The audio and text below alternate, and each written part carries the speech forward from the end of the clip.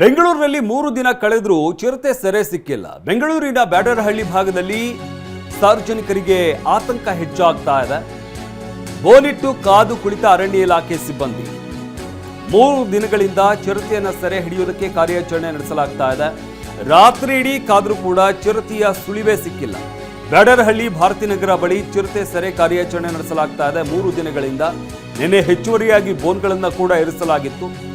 ಬೋನ್ ಸುತ್ತಮುತ್ತ ಜನ ಓಡಾಡದಂತೆ ಜನರಿಗೆ ಸೂಚನೆ ಕೂಡ ನೀಡಲಾಗಿದೆ.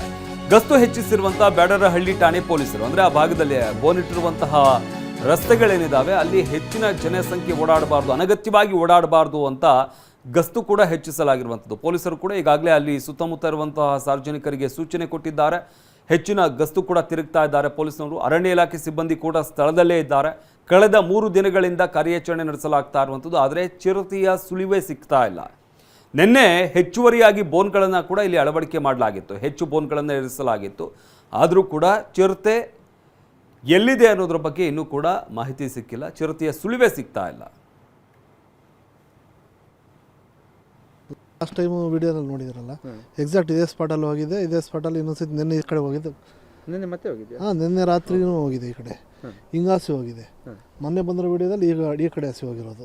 ಈ ಒಂದು 1 ಕಿಲೋಮೀಟರ್ ಡಿಸ್ಟೆನ್ಸ್ 2 ಕಿಲೋಮೀಟರ್ ಎಷ್ಟು ಮನೆಗಳಿದೆ ಸರ್ ಇಲ್ಲಿ? ಎಲ್ಲ 150-200 ಮನೆ ಮೇಲೆ ಇದೆ ಸರ್. ಬಟ್ ತುಂಬ ಡೆವಲಪ್ಮೆಂಟ್ ಆಗಿರೋ ಏರಿಯಾ. ಬಟ್ ಇದೇ ಫಸ್ಟ್ ಟೈಮ್ ಇಷ್ಟು ವರ್ಷಕ್ಕೆ. ನಾವೊಂದು 15 ಇಯರ್ಸಿಂದ ಈ ಏರಿಯಾದಲ್ಲೇ ಇದ್ದೀವಿ ಸರ್. ಎಷ್ಟು ಭಯ ಜನ